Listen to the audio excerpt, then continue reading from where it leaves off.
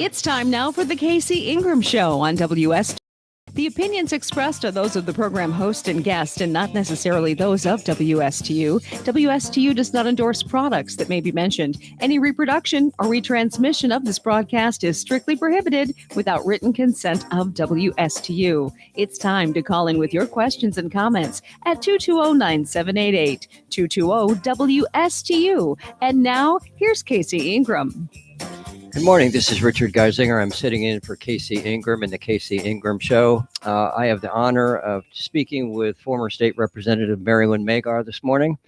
Mary Lynn's been a state representative from 2012 to 2020, 4 terms, and there's so many questions I want to go over with you, Mary Lynn, this morning. But could you tell us a little bit about your experience when you were there? What was it like to be in the state capitol?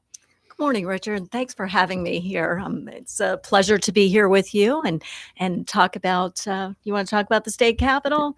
That was a great experience in 8 years, and I really went up to the state because of my personal interest in business, what that means in the state of Florida. How do we grow it? How do we put people to work? How do we have education and children getting out of school with the skills for those jobs, and kind of pulling that all together. And for 8 years, I sat on mostly healthcare committees because of my business background. Right. I was chair of healthcare appropriations, which is the largest portion of the state budget, and finishing up my term as Speaker pro tempore in the Florida House. Well, first of all, thanks for your service. The state of Florida, I'm so proud of their government and their conservative leadership over the past years. And Mary Lynn, just talk about education for a second. Where was Florida 20 years ago, and where is it now in its rankings? I know that we've improved significantly. Right. Correct? Well, my goodness, you can just see what's happening in the state of Florida and how many people want to be here. And there's so many reasons, and education is definitely one of them. Probably 20 years ago, we were, I think, number 47 ranked in the country as far as K through 12 education. We have moved up significantly. In Education Magazine, I believe we are ranked number 4 in our reading and math scores, K through 12 in 4th grade, and then I believe the testing is again in 8th grade. It's just been because we have focused on the children and focused on making sure that they are educated in history, in math, in reading, keep it to the skills. We have really just blossomed in that area. But, don't forget about our higher ed as well. We are ranked University levels, yeah. University and colleges. Right here in our backyard, we have Indian River State College, which won the coveted Aspen Award, which is the number 1 community college in the country. Aside from that, just statewide, U.S. News and World Report ranked Florida number 1 in overall higher education. We are really doing something in education in Florida. And now we have that base. We have that base of skilled workers, which is why businesses want to come to Florida, which is why our homegrown businesses have grown in the state of Florida. We've got those skilled workers. We're keeping our kids here. I had a politician years ago once tell me, well, if our children are really ambitious, they will be moving to Washington or Atlanta or New York for good jobs. Not anymore. Those kids are all moving here to Florida. It reminds me of an old friend of mine, Marvin Cohn, who stood up in front of the Economic Council, and we were talking about why people come to the area. And he said, selfish capital of the world, that's what you're considered. He said, that's nice. He said, but if you really want people to come to your area, you'll make your schools the best, the public schools the best that they can be. And I'll never forget that. He was so right. And congratulations for all that effort, because that's not easy to change that dynamic, right? It's been a team Right. effort. In Florida, we do have term limits.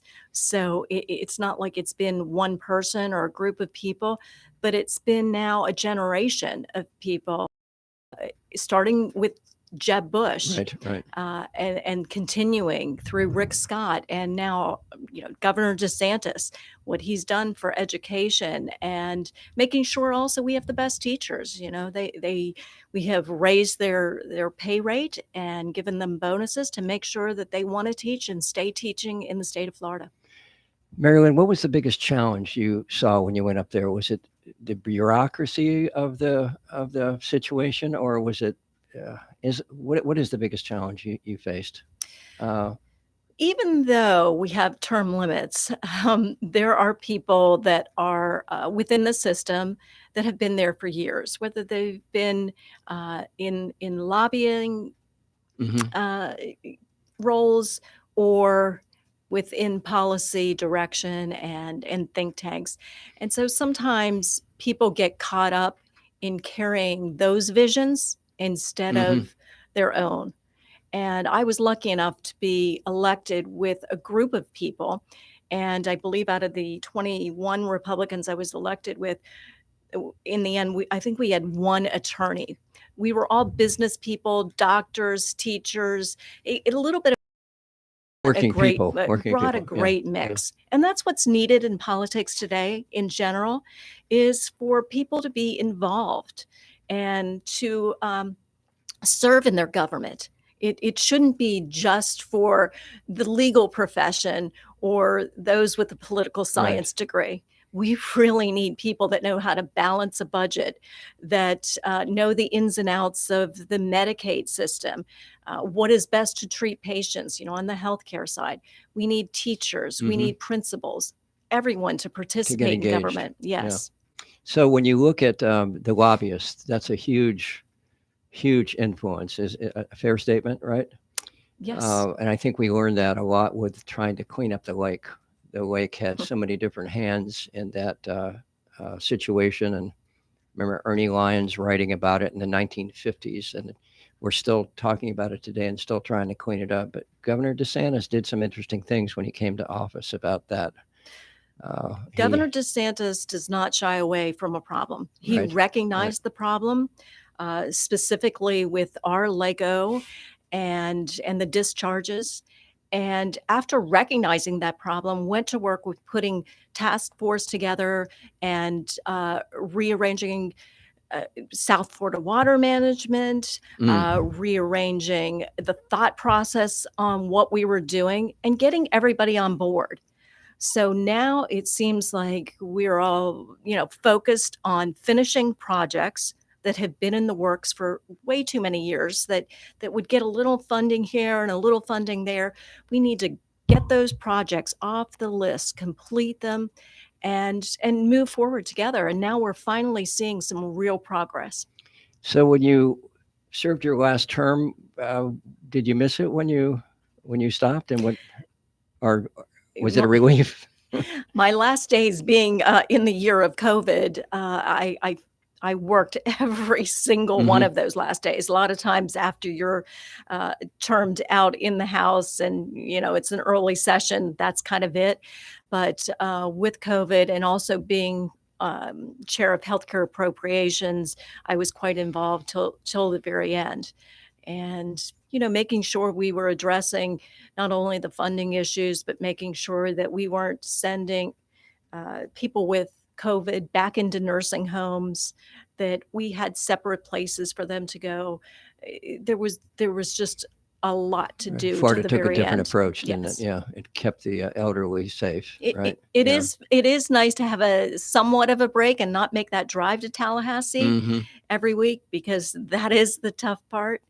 But I'm doing plenty to keep myself busy here in Martin County. We have a small business. We were talking about this prior to the event today, but we were just talking about how hard it is to get people back into the workplace, and there's a bigger demand than I've ever seen in my lifetime for jobs. I mean, people to work. Are you experiencing that in your own field? Oh, absolutely. So I have a company. We set up and manage mostly nuclear imaging centers, some echo centers for teaching hospitals like UF or USF, but mostly critical access hospitals, small and rural Hmm. health hospitals. And across the country, we have struggled because we hire people for 2, 3 days a week to work in the hospitals, there have been challenges in getting people that want to return to those jobs. When you say this is a COVID thing, or would you say it's an economic thing, or is it because they're receiving federal support to not go to? What do you think the problem is? There's probably a lot of everything, but I can tell you that in some of the states that we are in that have the additional federal assistance in unemployment, we have a harder time luring those workers back into the job. Here in the state of Florida, we have a pretty good employment roll. We have Right. people not only that are working their part-time, but working full-time or full-time, because our state has grown, and we need those workers. And, as employers, we have to pay what the market will bear, and we're doing that. So, if you have a federal government that's supporting people economically to stay at home, and you have employers that need employees, it's going to get worse. I mean, it seems like it's going to get worse because that drives the salaries up, Yes. puts small businesses possibly out of business. We just heard from a CPA that was Mark Breckbill that was here, and we understand from him that there's these government loans that went into these small businesses, or you default on your loans and now the government's going to own your business. It's a really kind of an interesting time in history that I don't think I've ever seen before. Interesting. Yeah. and scary. I Yeah. think with that much debt that we keep loading on future generations, it's not going to be an easy out, Right. and we're going to have some tough time ahead. Well, we have a balanced budget amendment in Florida, right? We have a balanced budget in Florida. I mean, and I think that's one of the reasons people are coming here. Yes, they love our weather and our heat right now. Right. They love the sunshine, but we have a balanced budget. We know the point we have to get to every year. We have not had to implement a state income tax. That is one of the reasons people come here. Exactly. Companies move here. CEOs look at that, and that they're going to have that environment, that they're going to be able to get out in the sunshine every day. They're going to be able to send their kids to in-person learning every day. That's why they're coming here. Right. As much as we like to talk about it being the Sunshine State, it is the great education state, the state of no state income tax, our environment. We are addressing issues. Who wouldn't want to be here? Yeah, it's a good point, huh? And it's going to continue to grow. We're now, I guess, as of a year and a half ago, the third largest state. We just surpassed New York a while back, and I think most of them moved here. 22 million people, and a lot of them are from the Northeast, and right? about 1,000 a day are coming. So, Marilyn, you've taken a new voluntary position here in the last year, and it's a chairwoman of the Republican Executive Committee. You want to talk a little bit about why you took on that responsibility and what you hope to achieve? Well, Richard, when I went to the meeting back in December, I was kind of drafted into it, but I've been an REC member, a Republican Executive Committee member, for nearly 30 years. Mm-hmm. I remember Charlie Kane, former chair, reeled me in back then. Right. And it was really because I wanted to learn about our community, how it was being run, who was running it, and why. And in the end, I've made so many wonderful friends over the years. Right. So many great people, have had so many thoughtful conversations. That's why I've continued to be a member for those nearly 30 years. 30 years, right? Yeah, right. yeah. But we can do really good work, and we have in Martin County. So you're basically, what that does is your position organizes the conservative movement, and it looks for Republican conservative people to remain in office, and that's really the movement, isn't it? It's to to expose people of things that are going on that may be challenging for our Constitution, for a lot of things that are happening right now. Immigration. I mean, there's a list of things that are kind of shocking right now, right? Our role in the REC is to elect Republicans. Right. And you don't just do that by standing on a corner waving a sign, "Hey, go vote Republican." You have to organize from the very beginning, and we've Right. we've started to do that. We've gone back to our roots, and that we're organizing committees. We have a volunteers and membership committee that will grow our membership. We've doubled our membership just in the past 8 months. We have a communications committee that is working on talking points for many different issues so that our members are educated. This is the year of education. Next year will be the year of, making sure those votes are produced at the ballot box. But we'll have a voter integrity, make sure that our votes are counted. Hmm. We're working on with an events committee to make sure we have great dinners and educational venues and picnics upcoming. It's really a lot of work to be done. And please let me mention that we are not funded in any way by the national RNC or by the state RPOF.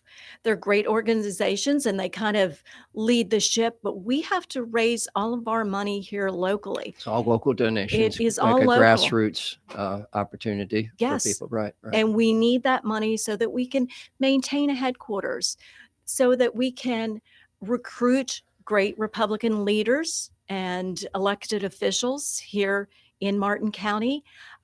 Buying bumper stickers, yes, that's part of it too. Right. But there's so much that we need to do, and we need to raise that money locally. And that's why That's why you're coming up with the Lincoln Day dinner, right? And you want to Right. talk about that a little bit? Yes, we have a just grand Lincoln Day dinner planned. There's special speaker, I understand. We do. September 10th, which is Patriots Day weekend, Patriots Day being September 11th, we will be honoring our first responders and having an outstanding speaker, Martin County resident Dan Bongino. Oh, fantastic. Right. And he is one of our most famous Martin County residents. Dan is a popular Fox News host of Unfiltered. He has a podcast. He has a radio show every day at noon. He is an author. He started out as a policeman in New York City, was Secret Service agent, I believe under Barack Obama. Exactly right. And he has run for office himself, so he's put himself out there. But we hope to hear all about that on September 10th. I know he'll be a great speaker, and it's going to be a very nice dinner. So this is September 10th at the Hutchinson Shores Resort, which is the new resort out on Yes. Hutchinson Island. Beautiful venue, by the way. It really is. And how can people get tickets, and how can they register? What's the procedure? Do they go online? Well, we have a couple of sponsorship levels still open. We have tickets, individual tickets available. Probably the easiest thing at this point is to go to Martin, MartinGOP.com. And up at the top right, you will see a tab to go to the Lincoln Day dinner. It will tell you all of the different prices and sponsorship levels or single tickets. And you can just click and pay right there. Great. That's going to be a great event. You know what? Let me ask you a question. When do the Republican when does the committee meet? Is it once a month now? Is that and starting in September again? Yes, the REC will meet on September 16th, I believe, is our next meeting. Third Thursday, The right? third Thursday this year. Next year, we'll be moving to the second Thursday. Okay. So don't want to confuse too many people, but the REC is really where the business gets done. The real work is getting done in committees, Right. and that has been happening quite often every week here in the summer. But if the listener wants to come to a meeting, it's opened, is it Yes, not? Right. it is And it's at the third Thursday at the Flagler Center. At 4:00. Is that? It's at 6 o'clock in the I'm sorry. evening. Right. Yes. And Right. we try and I'm a business person. I try and keep those meetings pretty much to an hour. Mhm. We might go to an hour 15 if we've got a speaker or something, but we really just want to get through the business, make sure that we're organized, do the work in committees and on the ground. So what would somebody expect when they came to that meeting? Would it just be like bringing everybody up to speed, and then you normally have a speaker, and then that's it. It's an hour long, right? That's right. We welcome people to come that want to participate. Whether you're thinking about running for office someday, you want to be better educated on local issues, you want to bring forward some policy ideas that you might have. Right. We've got room for everyone. So, some of these policy things that we've discussed in the past, and you and I have talked about this, Marilyn, the education issue that we've already touched base on, the border crisis, which is just seemingly out of control from not only the openness of it, but because of COVID. Yes. And Even though it's mostly happening in Texas and Arizona, right. I believe that around 40 to 60% of those people are identifying, saying that they want to move to Florida. And so many of these people have already been infected or are currently infected with COVID. It's really a scary thing. And you wonder why that population of COVID is going to Right. spike. It's going on through the whole United States from there. Yes. So there's it so is many, a Florida problem. right. There's so many things to talk about in those meetings, and I know that I've been to a couple that are very informative. But just the media challenge that we have with the monopolies that are kind of controlling the narrative, the economy with inflation, the whole cultural election integrity. It seems like everything is needing to be discussed. And if you had to leave the listener with something, they really need to get engaged. Is that a fair statement? They need to roll their sleeves up, try and understand what's happening in the country right now, and get engaged. Does that say to them? Absolutely. Right. When I've had issues or tragedies in my life, there's a few things that I rely on, and you have to be physically ready. You have to be present. You have to get yourself engaged. You have to be mentally ready for something. So learn, read about the issues, be prepared, and then be spiritually ready. Exactly. We can't do this alone. We need each other, and we need the Lord above to take us in the right direction. Exactly. Yeah. So to the listeners out there, we ask you to get engagable. We are excited about this fundraiser that you're putting on, and go to the website, find out more information about the organization. And if you do nothing else, please pay attention to what our elected officials are doing right now. Thank you, Marilyn. It's been a delight to talk to you. MartinGOP.com. Thank you.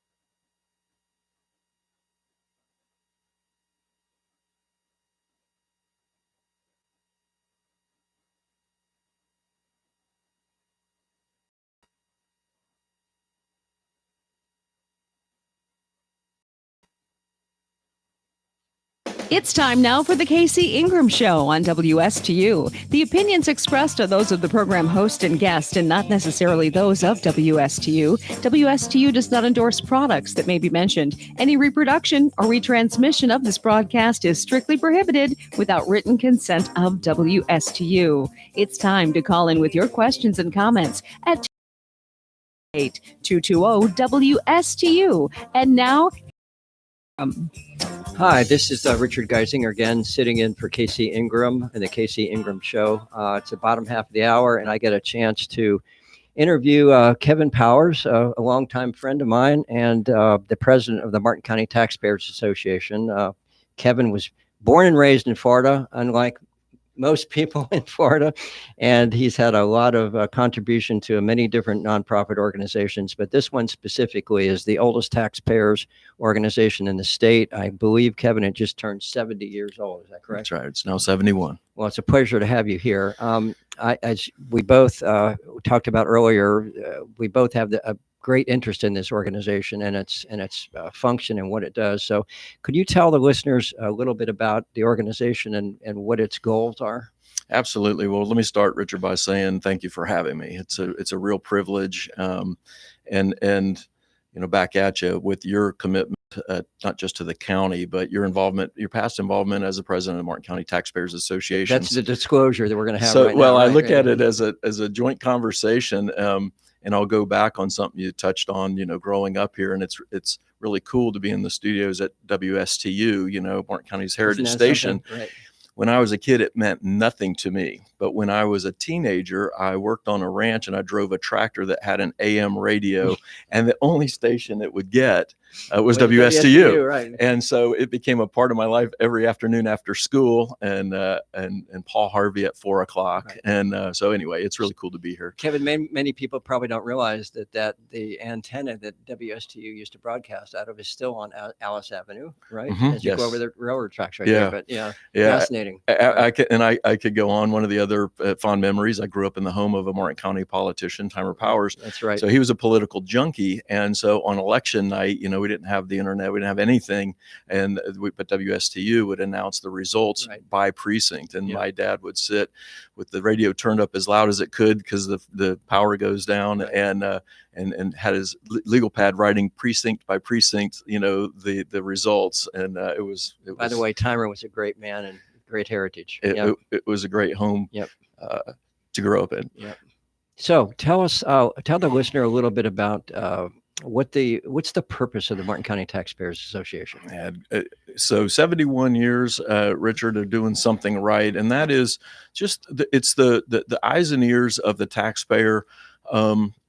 In general, but more specifically in local government. In local government, when you look at your tax bill and you look at the large items on there, of course, it's your county tax bill, it's your city, or if you're in a municipality tax bill, and of course the school district, and just being an advocate for the taxpayer and keeping excellent relationships and communication with both elected leaders, but then also the staff and when there's an opportunity to point out better ways of doing it, the organization does that. We're not bashful about that. Not bashful at all. Right. But rather than group that's always against something, we like to come back with better alternatives. Exactly. And and having the volunteer crew that we have to go in and sit in on things that comprise the budget is key and critical to the organization. So in other words, you not only have board members, but you have volunteers that have a little knowledge about numbers, and they contribute and sit in and report back to the board about what's going on budgetary with City of Stewart, Martin County, firefighter, all that stuff. In a very general sense, of course, 85% of all of their budgets are personnel related, and so you have to dig into and look at the escalating costs of health insurance and things, and work and make sure that they're getting fair best bang for their buck, or that the taxpayers are paying consistent with what market rates are. That's just one example.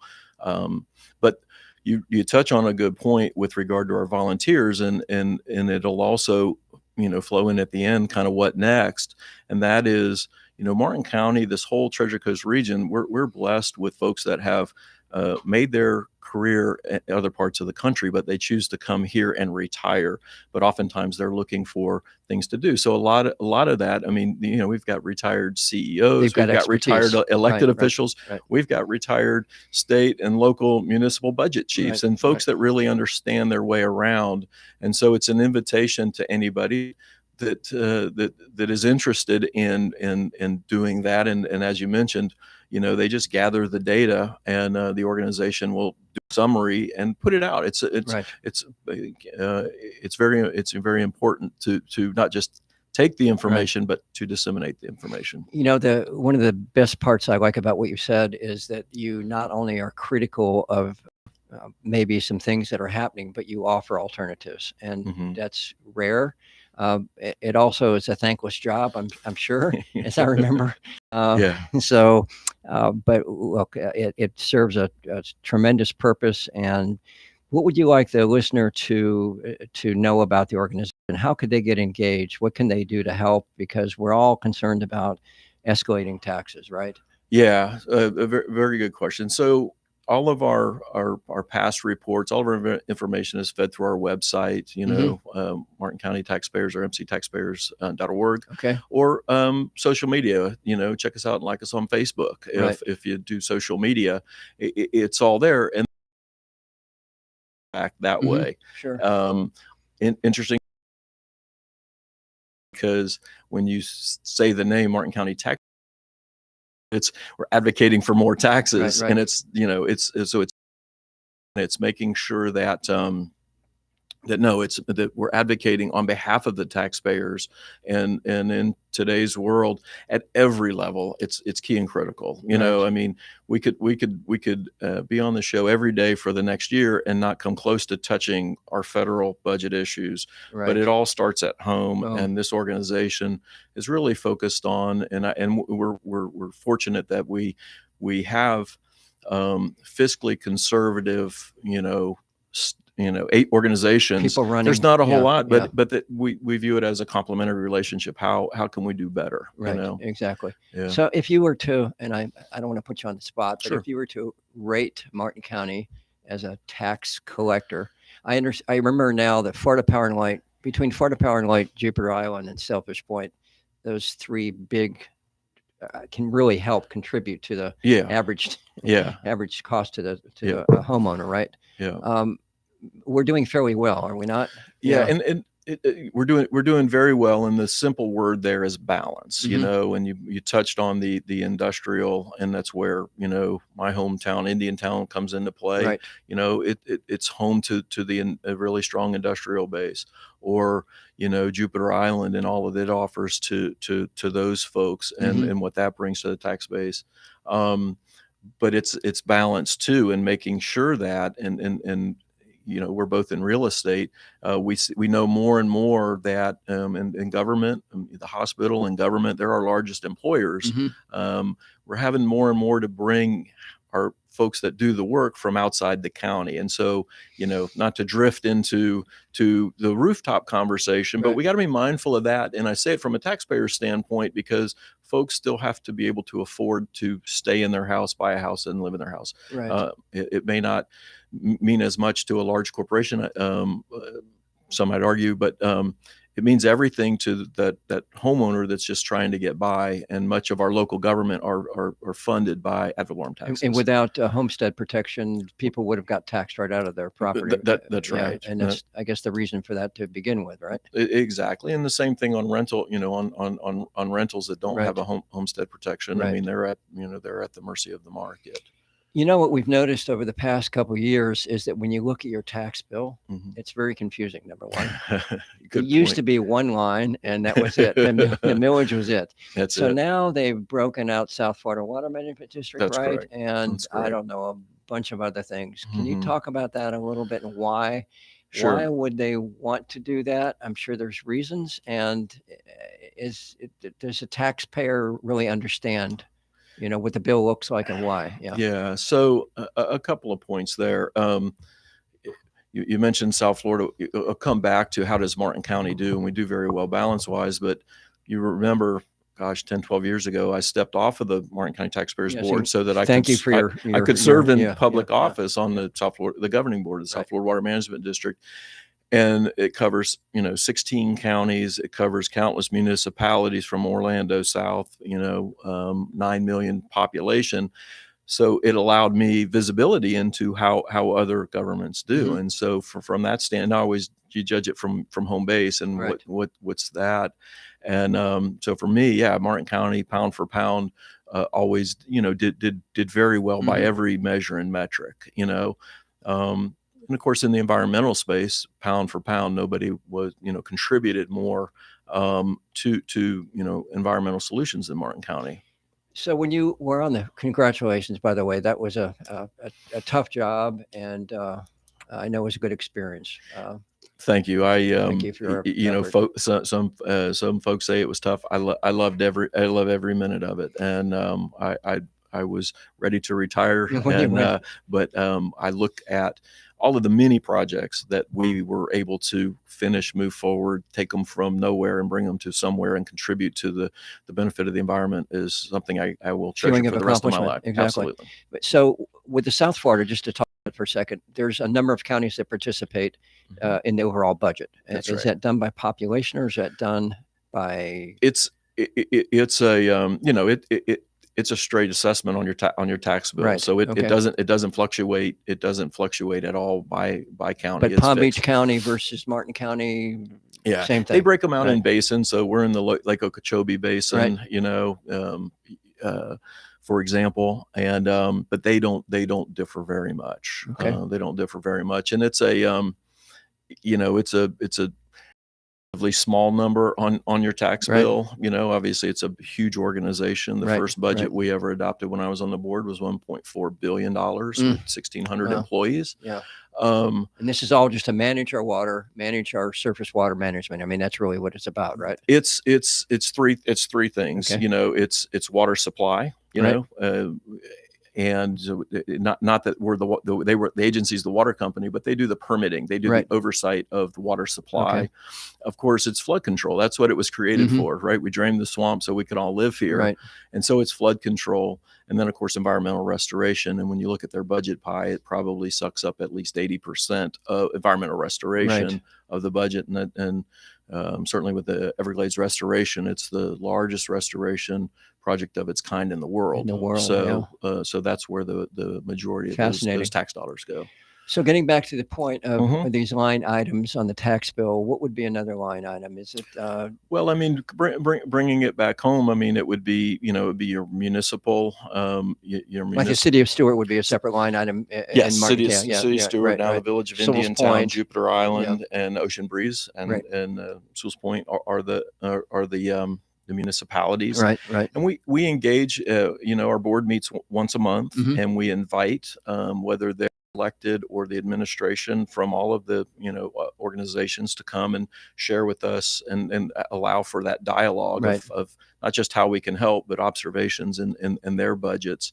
And, the next year, I mean, this past year has been a real challenge, certainly with changing, just the way the world works with Right. COVID and our inability to beat, and have our lunches and our quarterly meetings, but also how we engage our public officials. You didn't get any government paychecks? No, it didn't happen. One of the overarching trends that I think that, in the world that we're in today, on average, folks are doing really well. Mhm. You look at the value of your home, it's way up. You look Mhm. at the stock market, you look at the value of your 401k, it's up, Mhm. And so I think the role of the Taxpayers Association is going to be more critical because we know that it doesn't always go up this fast forever. In fact, it pulls up. You and I both have that experience. That's right. Yeah, And, yeah.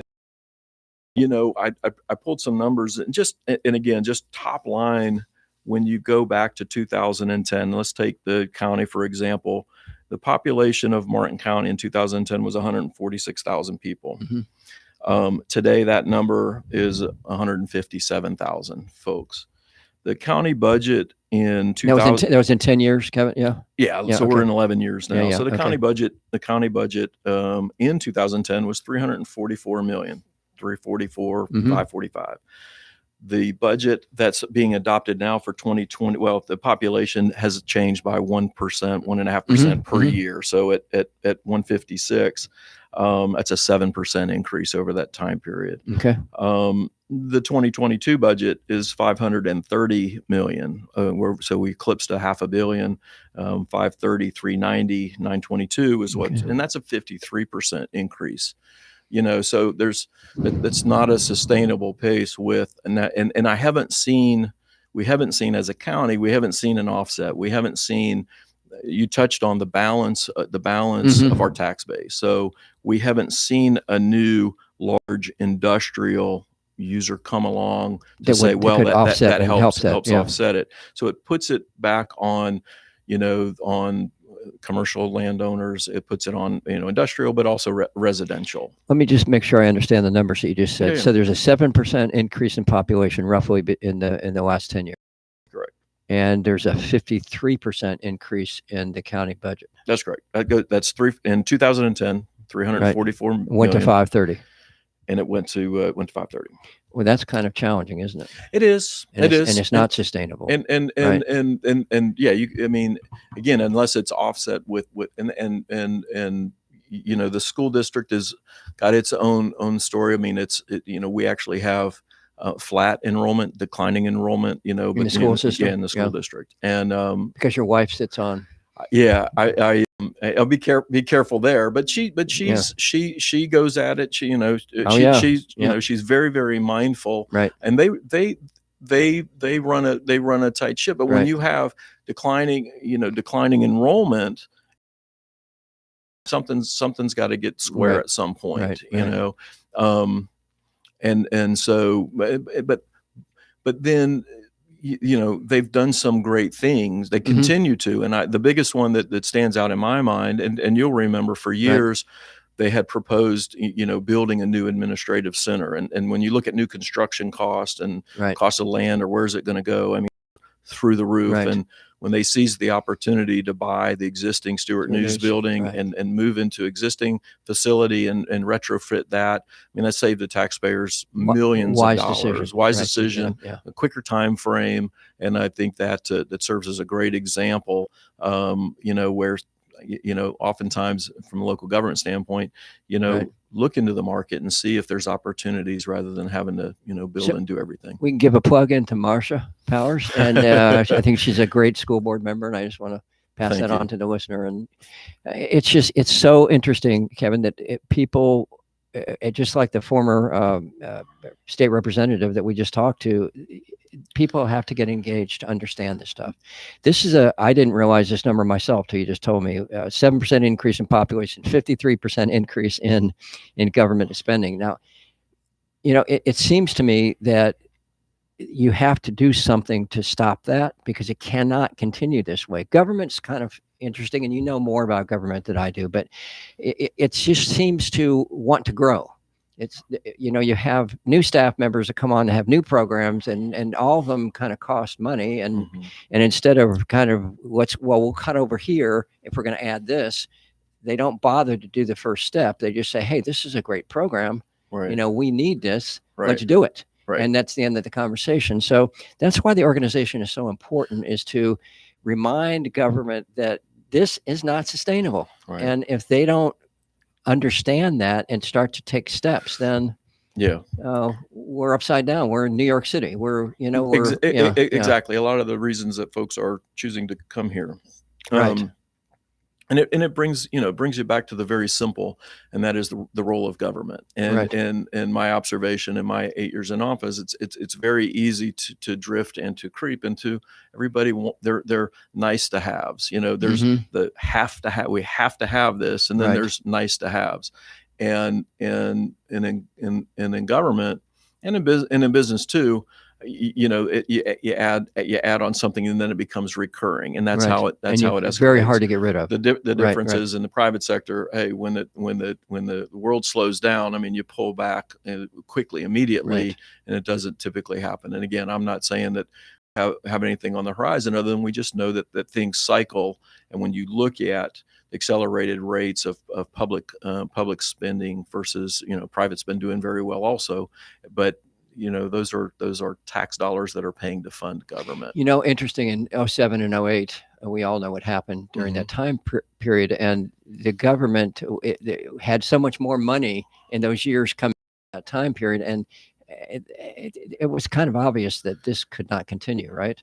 Absolutely. But they're a big ship and you cannot turn them around quickly. Right. So even with the advanced notice, I mean, we as an organization, reminded them this can't go on, it can't go on, it can't go on. And yet it went on and they couldn't turn it around quickly, right? It did. But I will say, I mentioned, the very first budget that I adopted when I went on the board at South Florida. The last budget that I adopted was in the 900, it was less than $1 billion, 900. Right. And those weren't easy choices, because the mission of the agency is critical. But we were looking at budgets in the bottom of the longest and deepest recession in our state's history. Right. And so they definitely were not easy. But I think it's just as critical. It's just as critical to stay laser focused on that right now, when it's not, everybody's feeling good. Now's the time to really sharpen up and say, hey, are we prepared? If things aren't as good next year, or we go into a recession. And taxes are always paid in arrears, so that means as of January 1st, when values were pretty strong, even though COVID hit us, values are pretty strong. Absolutely. That's what they're going to base their budget on next year. Yeah, correct. Absolutely. Right. Absolutely. A lot of people don't kind of realize that even if you're in the middle of a downturn, it's what your value was January 1st. That's right. Right. Yeah. Yeah. Absolutely. So what? Tell the listener about how could they help? What could they do? Thank you very much. I would, we're a membership-driven organization. We're not a political. So all your funds come from individuals, basically. All of our 100% come from individuals. We have a business rate, and an. So for the grand total of $75 per year, that's all it costs to become a member. That's all it costs to become a member, and that covers the operation of the organization. Right. And this past year was very difficult because, we would have our quarterly luncheons, and members would come out, and we would have a speaker that would speak, consistent with something that was in line with government budgeting and taxation. Right. And those were, also fundraisers for how we ran the organization. So we missed Everything. An entire year of that. So we're playing catch up. So how folks can help, and if you're interested, go on our website, reach out, martincountytaxpayers.org, and get involved and let us know. Hey, you can sit in on whether it's county, insurance, school district, local governments, any of that. We need volunteers to help gather the information and help disseminate it and boil it down so that we can get it out to the public. It's only $75 for a year's membership. Yeah, that's fantastic. Right. And it supports. We've got administration, our outstanding executive director, Darlene Van Riper, and all that she does, and the website administering that is, there's all expenses attached to that. So Kevin, if I was to ask you a word that would be a descriptor about the biggest challenge that you see locally in the county, is it sustainability? Is that the word that you would use with, or is that not the right word? No, I mean, it's one of them. Right. A lot of what we see and we focus on is awareness. And that's the role, I think, the Taxpayers Association, are you aware? Right. And so, but I mean, I give, for example, like, come back to Martin County, go on their website. The budget is there. It's the most open and transparent. They are out there, but to sum it up in a word, it may be definitely long-term sustainability, or how do we, does it ever flatten out? Does it, where do we gain the efficiencies? And I think the organization gaining efficiencies, Taxpayers Association would, in the future, looking forward, like to do a better job of recognizing whether it's, an employee who has brought efficiency that didn't exist. We all take advantage of technology. How do we take advantage of technology where it makes us more efficient, and maybe, how and where it saves tax dollars, but doing a better job of recognizing elected officials that are champions of the taxpayer. One of the things that's been concerning to me is that most of our budgetary items that come from our local governments, Stewart, Martin County, are based on growth.